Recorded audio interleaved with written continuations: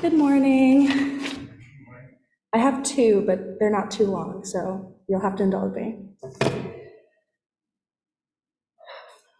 Sometimes I wonder if Mary breastfed Jesus, if she cried out when he bit her, or if she sobbed when he would not latch.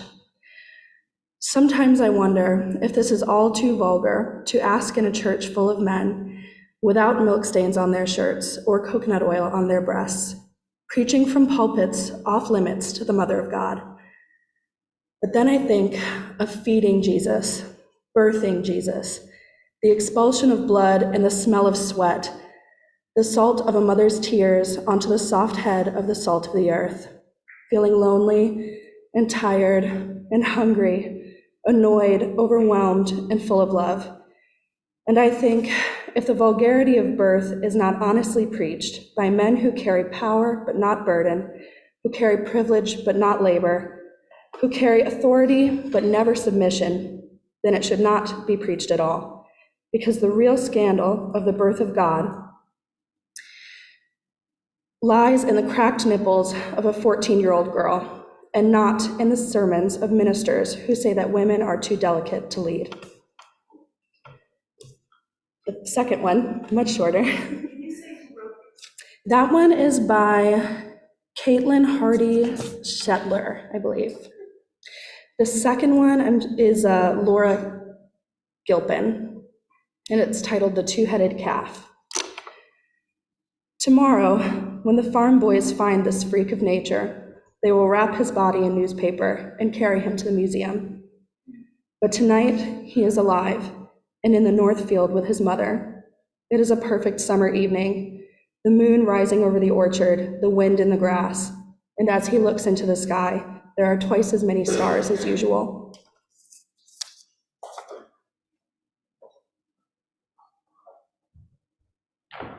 Thank you, Shawnee.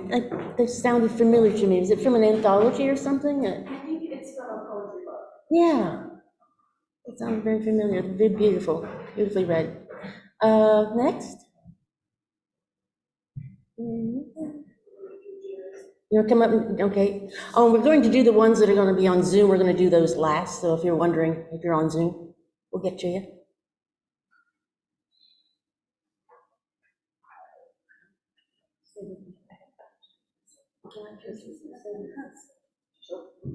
Are you kidding? I am. I'm not sure. There's a podium here that makes you tall or like this. So if you don't feel like standing high on it, just make whatever changes you want. Move the mic, yeah. Okay. So I have a poem written by a member, Jerry Wagner, who is in Prague right now. He has a son, Marty, who lives there, and a wife and a granddaughter named Anna. And so he sent me a poem that he wanted me to share with you. It's one that he partially wrote a year ago, and he had really bad jet lag, so he never finished it, but knowing the poetry reading was today, he finished it. So part of it is in French, and we actually have a French teacher here. So I am commissioning her to do the French, since my 2 years of high school French, I don't think are quite polished up. 29 years in high school with it, so I suppose I can do it.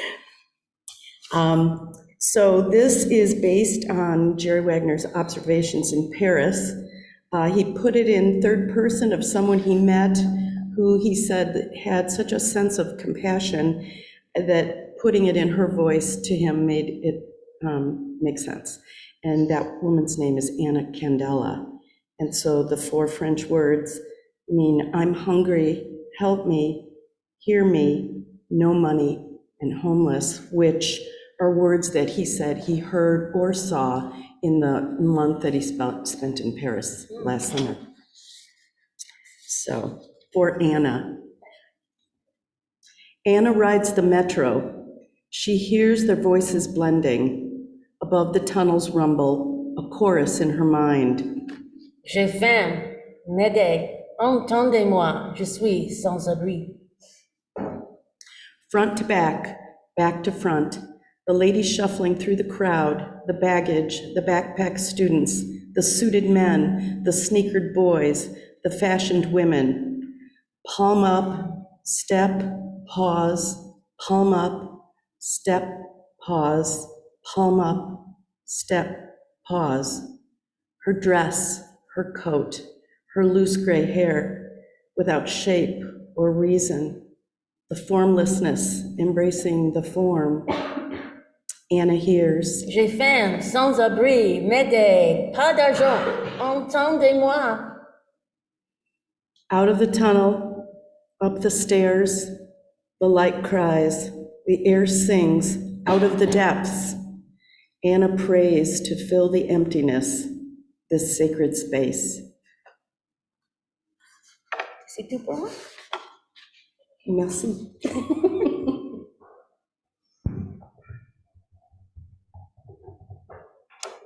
Okay, again fail. And, next. Steve. And get some, oh, Mike's got one too, so we'll do Steve and then Mike.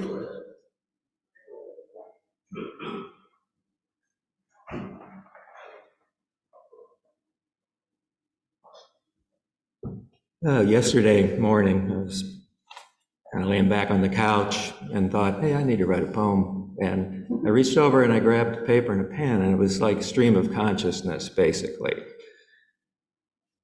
Who is writing this poem? Is it the ego self looking for recognition, or is it the higher self trying to teach the ego self a lesson? Or is it a subconscious self struggling to understand the pain that it's going through? Who is writing this poem? Does it matter? And still I ask, who's writing this poem? And who is asking who is writing this poem? And who is listening to it? The poem is the question, and the question is the poem. And we are all both the poet and the poem, both creator and creation.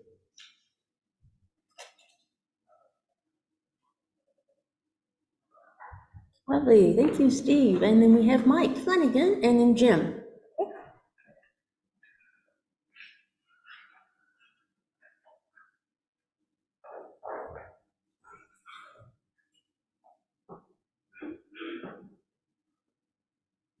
T.S. Eliot's grandfather was instrumental in the establishment of this congregation in 1839. And in 1925, T.S. Eliot wrote a poem that doesn't have anything to do with Unitarianism, because he had converted from Unitarian to Anglican by that time. Here's from 1925. It's a little bit longer than most of what we've been hearing this morning. The Hollow Men. Mr. Kurtz, he did. The Hollow Men, a penny for the old guy. We are the hollow men. We are the stuffed men, leaning together, headpiece filled with straw.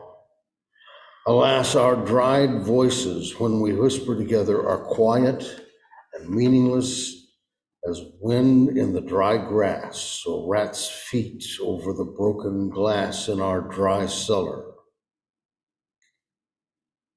Shape without form, shade without color, paralyzed force, gesture without motion.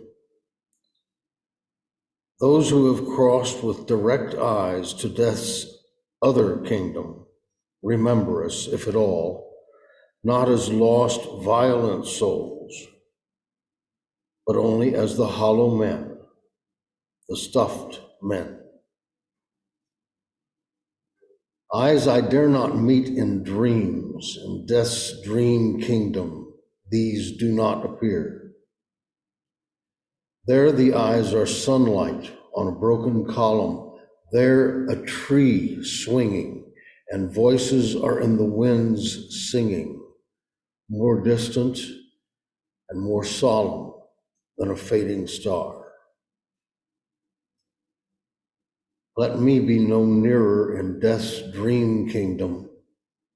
Let me also wear such deliberate disguises rat's coat, crow's skin, crossed staves in a field, behaving as the wind behaves, no nearer, not that final meeting in the twilight kingdom.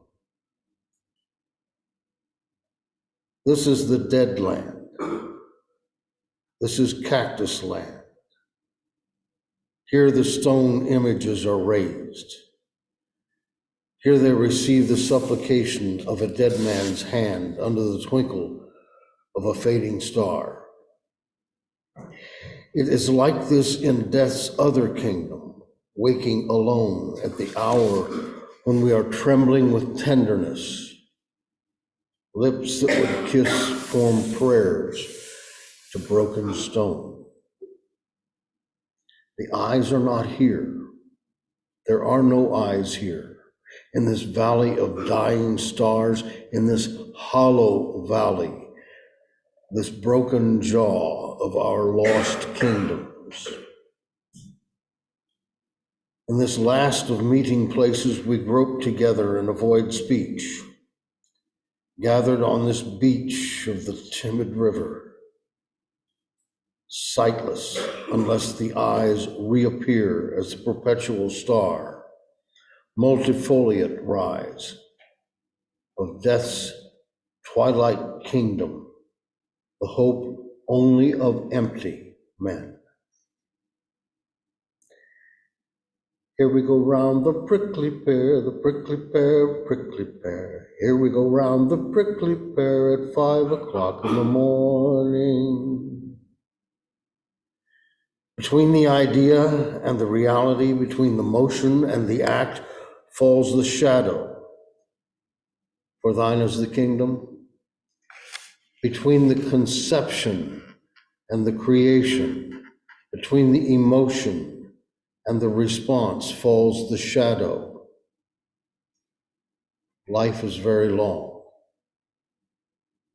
Between the desire and the spasm, between the potency and the existence, between the essence and the descent falls the shadow. For thine is the kingdom. For thine is, life is. For thine is this is the way the world ends. This is the way the world ends. This is the way the world ends. Not with a bang, but with a whimper.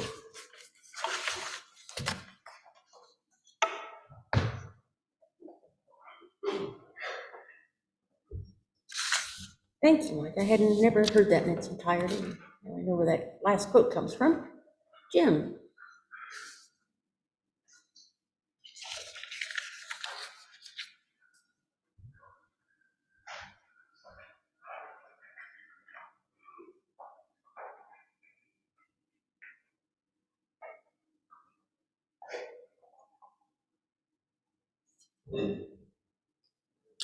And Mike, having to follow T.S. Eliot put some pressure on me, believe me. But I relate more to Steve's poem, particularly the area or the part about the ego and the real self and why I'm up here. And that struggle. I want to do well. And why? Hopefully, I want to do well so I can share something with you that I have in my heart. I wrote this poem about 3 weeks, a month ago, and I didn't know whether it was a poem or a prose, but this is what I wrote. We are one.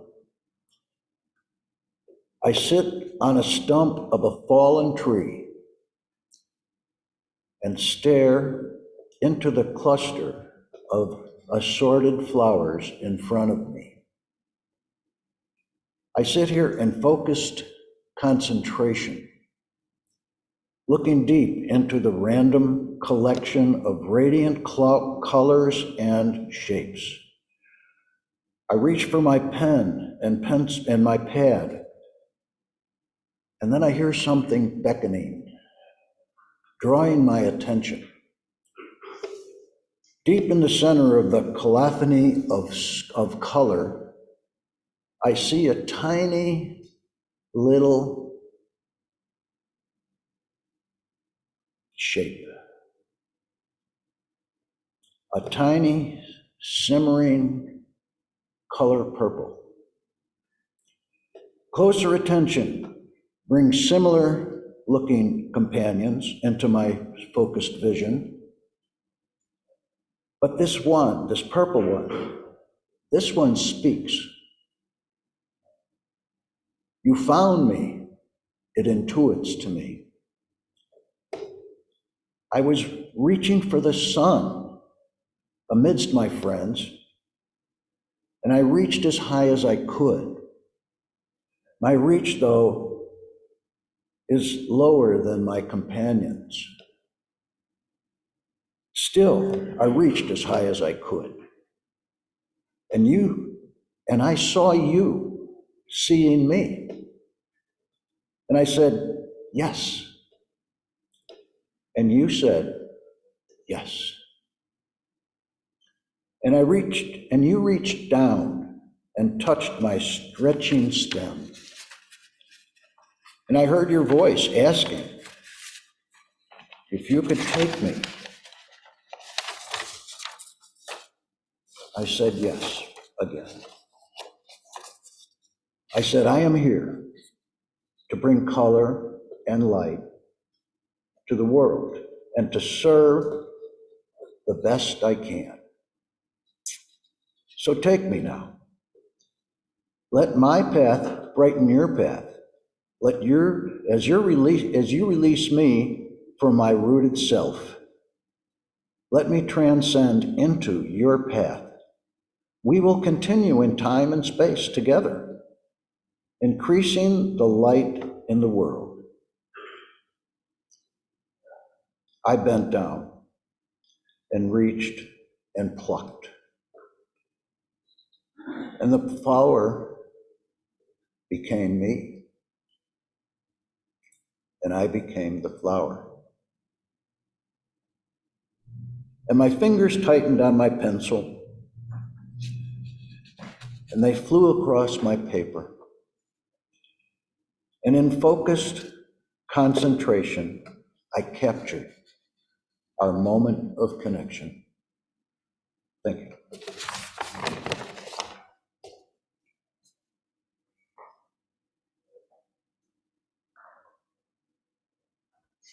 Thank you for sharing that with us, Jim. That was beautiful. So, we got Lisa in tears, I think. Is there anyone else? I think Iris. Oh, okay, Jan. And then Mary Beth. Okay, so Jan first.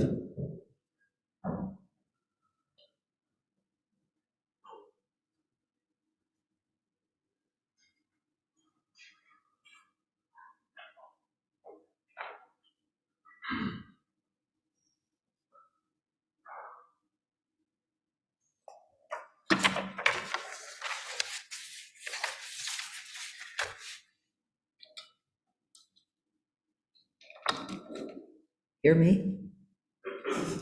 Okay. I have two. Mine would do both of them. The first one is called Spry Am I, written in 2020. I want, and this is an ego poem. Where'd Jim go? This is my ego that wants all this, Jim. I want to be spry, a spring in my step. Use words like a sword in sheath. They are kept till wisdom says speak, and then they're drawn clear. They love and inspire most all who are near. I want to be nimble and quick in my brain, not left at the station when life is a train. I claim love wrapping round me like nest more than shroud. Claim ears hearing clearly, no shoutings allowed. Claim the fire of my life, glowing, burns brightly. Claim judgments about aging, affecting me slightly. Claim water I am, flows clear and clean, waves driven by nature instead of machine. Vitality, vim, and vigor I claim, and knowing these all are dimmed by my shame.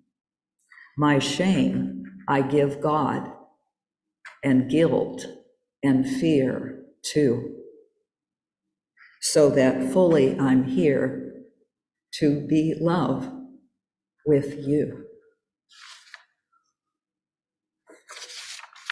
Shall I do another one? Okay, this is from a dream having to do with talking about bottles and creating something out of bottles, those beautiful glass bottles that wine came in, and I had a dream about women and bottles. And so this poem is called Father Time in a Bottle. A box full of bottles, red, blue, and green. This box is my life. Each bottle's a scene. Each has its own texture, occurred in its place. Some crowded together. This end has more space. When I was a child, I wanted to shine. The glitter and gold I wanted as mine. Not careful of content, I drank them all in. Ignored parents' questions about where has he been? Some scenes in my life are colored with shame. From inner wild woman I thought I should tame. The culture's to tame her, to make sure she's not heard. Epidemic of thyroid, as we were all lured toward fitting right in to the ways of the world. Polarities thinking where boy is not girl. The journey through scenes brought degrees and some men, but then came the bottle my husband was in. Two sparkly brown eyes, immense rock and roll. He now is my teacher from chaos to stroll. At 40 comes bottle with my baby girl. I now am the tamer, in love with her curls. Some scenes in the barn, each summer girls grew, and inside each one, all colors and glue that stuck them together and helped them to fly, wild kids in spaghetti, a natural high. Now, bottles I'm juggling have wrinkles and gray, and nudges from body, which now wants its say. There's room in between the scenes I'm now in. I'm playwright director, and I don't have to win. Each day I can choose what bottle I'll be, how full or how empty, how fettered or free. The body is changing, notes friend Father Time, yet I have all I need to let this day rhyme. Thank you.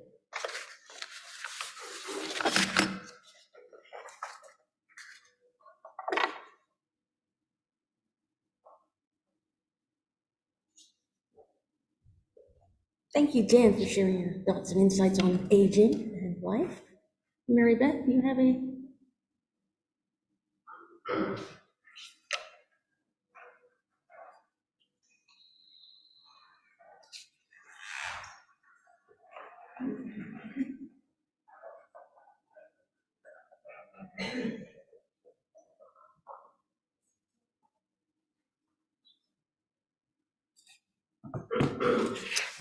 Excuse me, I have two poems. One's short, one is longer. They are both by Wendell Berry, who is an author, a poet, an environmentalist, and a farmer. And the short one is very well known and much loved, and you probably all recognize it, The Peace of Wild Things.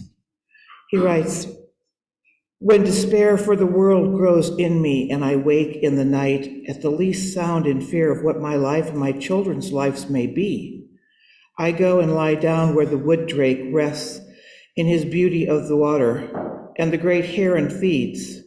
I come into the peace of wild things who do not tax their lives with forethought of grief. I come into the presence of still water, and I feel above me the day-blind stars waiting with their light. For a time, I rest in the grace of the world and am free."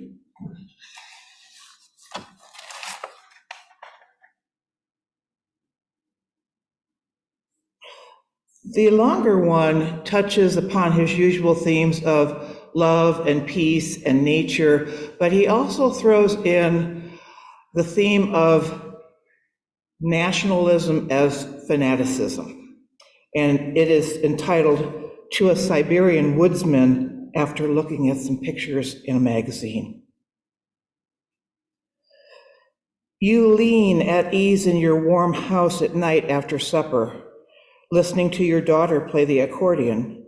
You smile with the pleasure of a man confident in his hands, resting after a day of long labor in the forest, the cry of the saw in your head, and the vision of coming home to rest.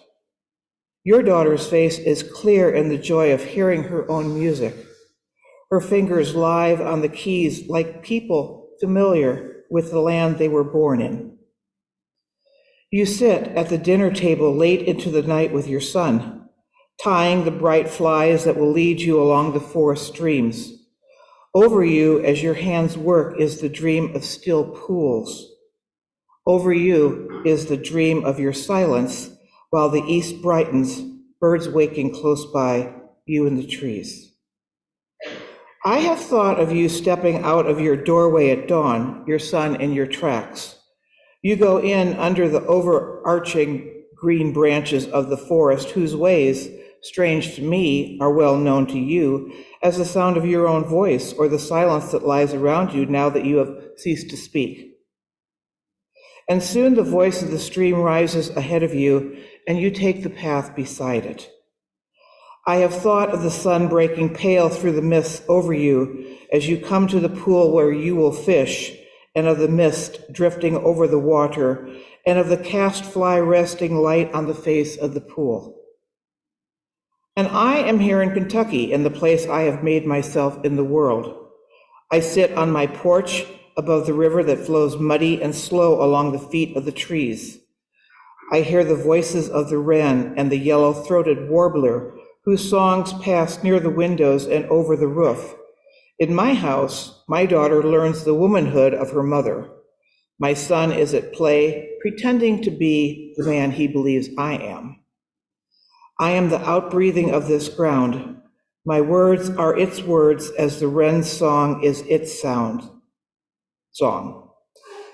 Who has invented our enmity? Who has prescribed us hatred of each other? Who has armed us against each other with the death of the world? Who has appointed me such anger that I should desire the burning of your house or the destruction of your children? Who has appointed such anger to you?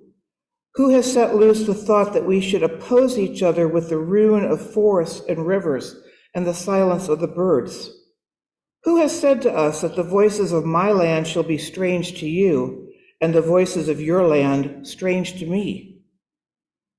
Who has imagined that I would destroy myself in order to destroy you, or that I could improve myself by destroying you? Who has imagined that your death could be negligible to me now that I have seen these pictures of your face? Who has imagined that I would not speak familiarly with you, or laugh with you, or visit in your house, or go to work with you in the forest? And now one of the ideas of my place will be that you would gladly talk and visit and work with me. I sit in the shade of the trees of my land that I was born in. As they are native, I am native, and I hold to this place as carefully as they hold to it. I do not see the national flag flying from the staff of the sycamore, or any decree of the government written on the leaves of the walnut, nor has the elm bowed before any monuments or sworn the oath of allegiance. They have not declared to whom they stand in welcome. In the thought of you, I imagine myself free of the weapons and the official hates that I have borne on my back like a hump. And in the thoughts of myself, I imagine you free of weapons and official hates, so that if we should meet, we would not go by each other looking at the ground like slaves sullen under their burdens, but would stand clear in the gaze of each other. There is no government so worthy as your son who fishes with you in silence beside the forest pool. There is no national glory so comely as your daughter whose hand has learned a music and go their own way on the keys. There is no national glory so calmly as my daughter who dances and sings and is the brightness of my house. Nor is there a government so worthy as my son who laughs as he comes up the path from the river in the evening for joy. Thank you.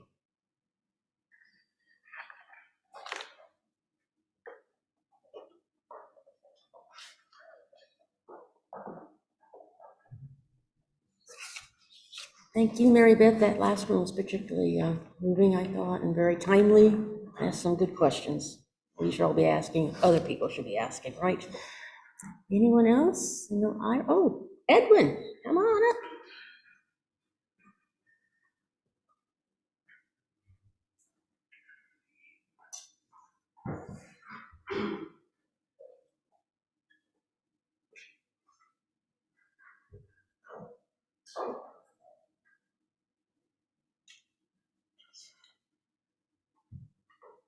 Poem by D.H. Lawrence, title Snake.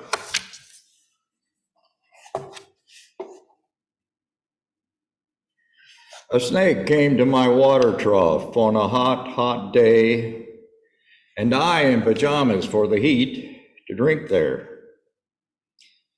In the deep, strange scented shade of the great dark carob tree, I came down the steps with my pitcher. And must wait, must stand and wait, for there he was at the trough before me. He reached down from a fissure in the earth wall in the gloom, and trailed his yellow-brown slackness soft-bellied down over the edge of the stone trough, and rested his throat upon the stone bottom. And where the water had dripped from the tap in a small cleanness, he sipped with his straight mouth, softly drank through his straight gums into his slack, long body silently. Someone was before me at the water trough, and I, like a second comer, waiting. He lifted his head from his drinking as cattle do, and looked at me vaguely as drinking cattle do, and flickered his two-forked tongue from his lips and mused a moment, and stooped and drank a little more. Being earth-brown, earth-golden from the burning bowels of the earth on the day of Sicilian July with Etna smoking. The voice of my education said to me, he must be killed. For in Sicily, the black snakes are innocent. The gold are venomous. And voices in me said, if you were a man, you would take a stick and break him now and finish him off. But must I confess how I liked him? How glad I was he had come, like a guest in quiet, to drink at my water trough and depart peaceful, pacified, thankless, into the burning bowels of this earth? Was it cowardice that I dared not kill him? Was it perversity that I longed to talk to him? Was it humility to feel so honored? I felt so honored. And yet those voices, if you were not afraid, you would kill him.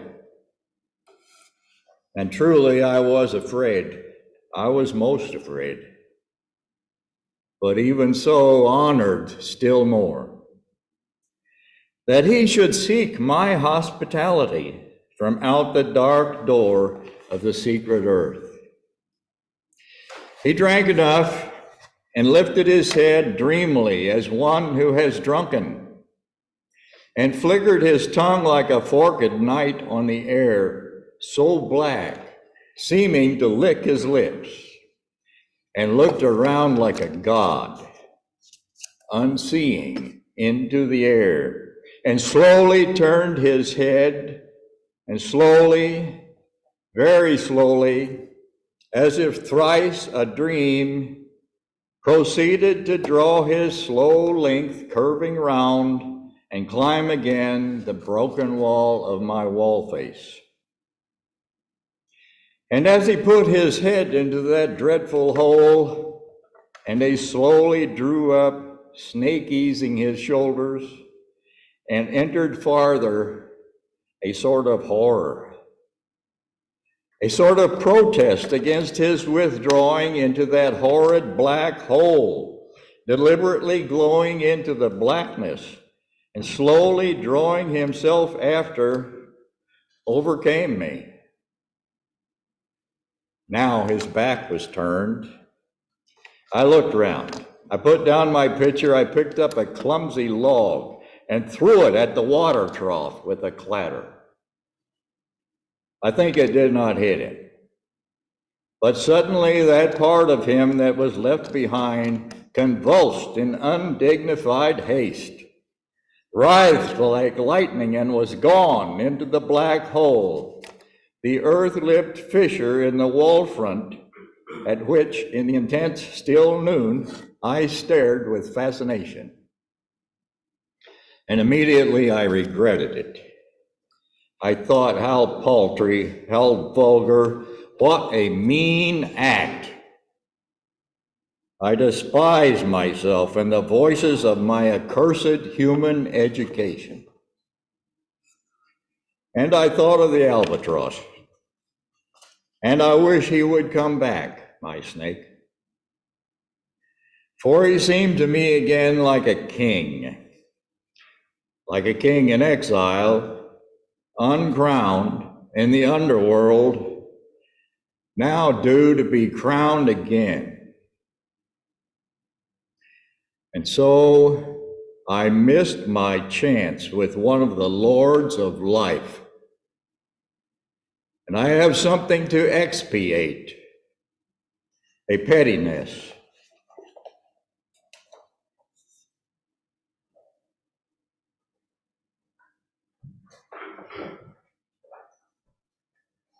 Thank you, Edmund. Very well read. Very powerful there. Anyone else? I think Iris has something, don't you, Iris? Or, okay, Susan.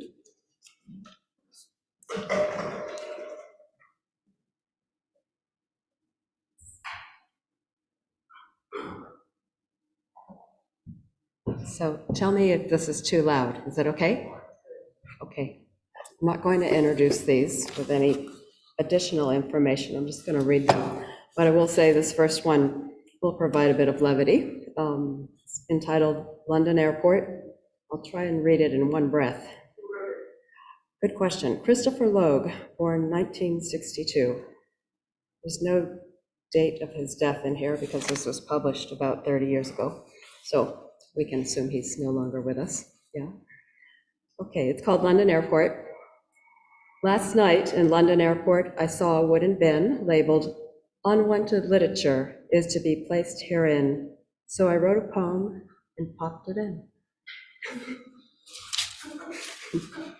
Okay, and that is not a comment or any commentary on what we've all just listened to. I just thought it was playful. And the second is called Sometimes. Maybe this is something that is uplifting for the year ahead of us. And I haven't practiced it, so here we go. Sometimes things don't go, after all, from bad to worse. Some years, muscadel faces down frost. Green thrives, the crops don't fail. Sometimes a man aims high and all goes well. A people sometimes will step back from war, elect an honest man, decide they care enough that they can't leave some stranger poor. Some men become what they were born for. Sometimes our best efforts do not go amiss. Sometimes we do as we meant to. The sun will sometimes melt a field of sorrow that seemed hard, frozen. May it happen for you. And that was written by a woman named Sinead Pugh. I don't know how to say her last name. I'm assuming she's Irish, born 1950. So, thank you.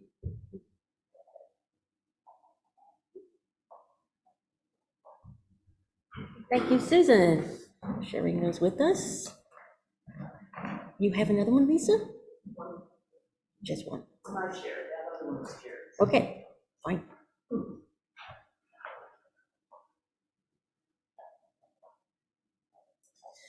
This is by Mary Oliver, the poet. Many of you may know her.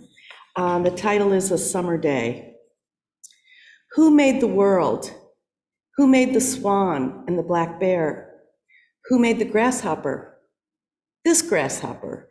I mean the one who has flung herself out of the grass, the one who is eating sugar out of my hand, who is moving her jaws back and forth instead of up and down, who is gazing around with her enormous and complicated eyes.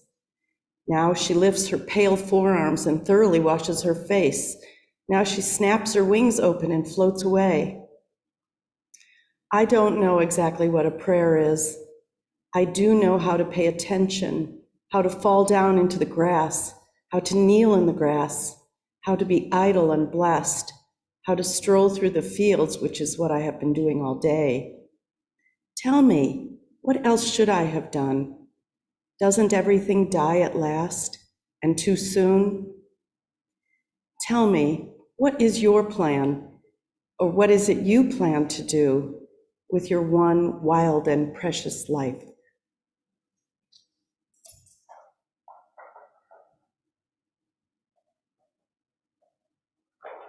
Thank you, Lisa. That was really good. Anyone else? Do you want to? Zoom? Okay, we're ready for people on Zoom.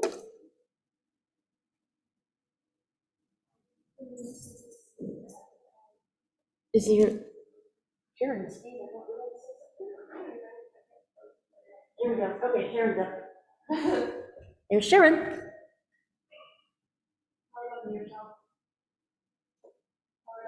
Oh, Sharon, you need to unmute yourself? I said, good morning, everyone, and Happy New Year. Here we go. This poem is called Those Winter Sundays by Robert Hayden, and it was written in 1966. Sundays, too, my father got up early and put his clothes on in the blue-black cold. Then, with cracked hands that ached from labor in the weekday weather, made banked fires blaze. No one ever thanked him. I'd wake and hear the cold splintering, breaking. When the rooms were all warm, he'd call, and slowly I would rise and dress, fearing the chronic angers of that house.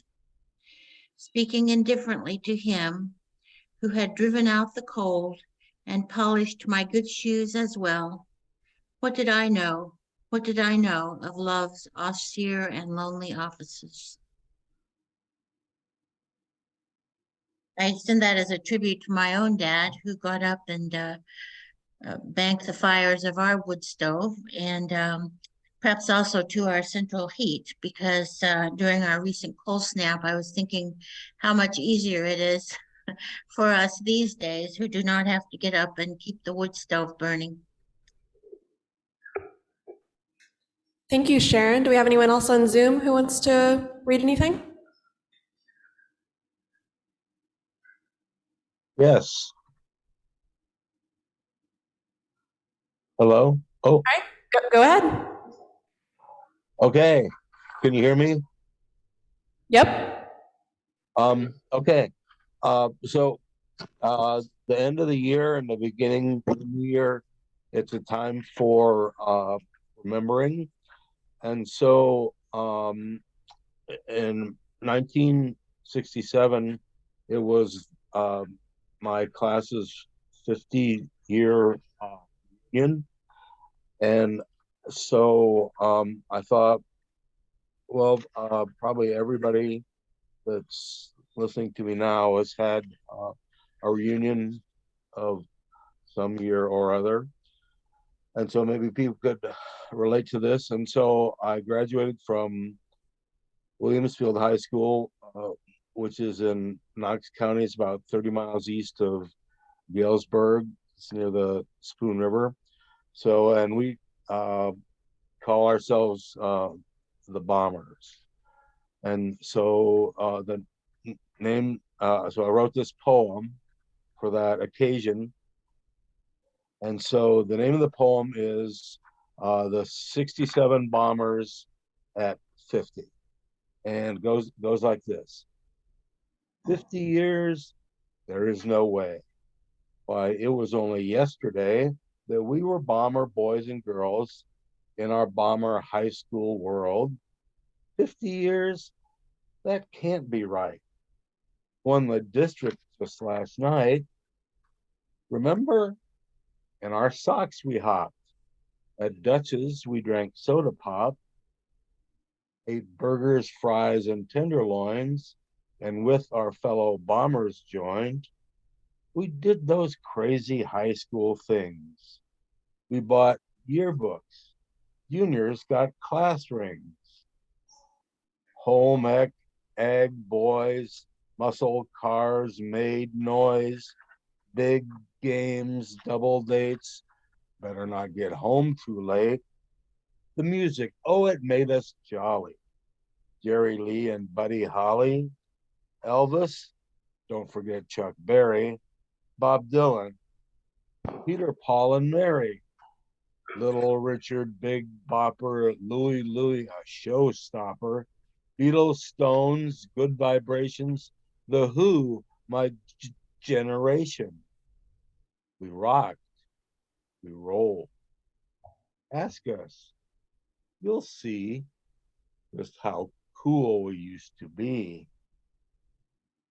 Well, all our coolness we relate, we think of our fellow classmates who before us have gone on to that eternal senior prom. Bombers then, bombers still, with good times our memories filled. Of our class, yet apart, they'll always be here in our hearts.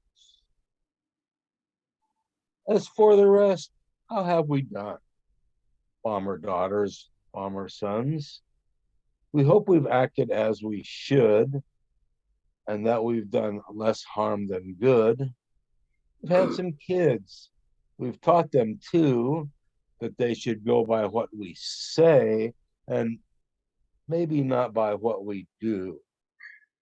Now, seniors of a different sort, some have replacements to report. Now, just a bit more forgetful. Did I take my meds? We get so fretful. And do you find this to be true? I never dreamt when just a lad that one day it would come to pass that I'd grow up to be my dad. So as we celebrate today, 50 years have flown away. Thanks to great teachers and advisors, we're older now and much wiser. By best intentions, we've been driven, and through the choices we've been given, we hope we've earned our place in heaven, because we're the class of 67. Thank you. Thank you, Randy. And I am seeing Steve also has his hand up. If you want to present Steve. Quickly say to Randy, isn't it?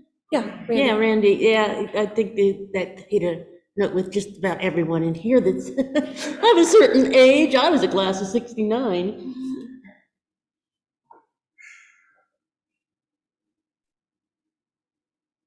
Okay, let me read a poem to you. Hang on, let me turn my video on so you can see me. There we go. I'm also a fan of Mary Oliver, so I chose a Mary Oliver poem. This one is called Spring, which we can look forward to. Somewhere, a black bear has just risen from sleep and is staring down the mountain. All night, in the brisk and shallow restlessness of early spring, I think of her. Her 4 black fists licking the gravel, her tongue like a red fire touching the grass, the cold water. There is only one question: how to love this world. I think of her rising like a black and leafy ledge to sharpen her claws against the silence of the trees.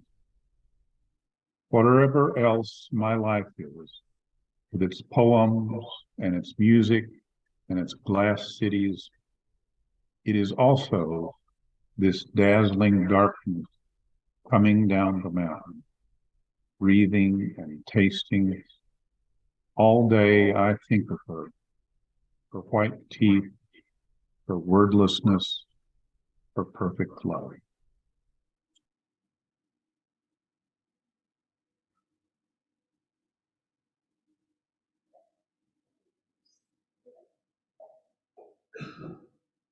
Thank you, Steve. And I believe that is, I will just do one really quick short one, which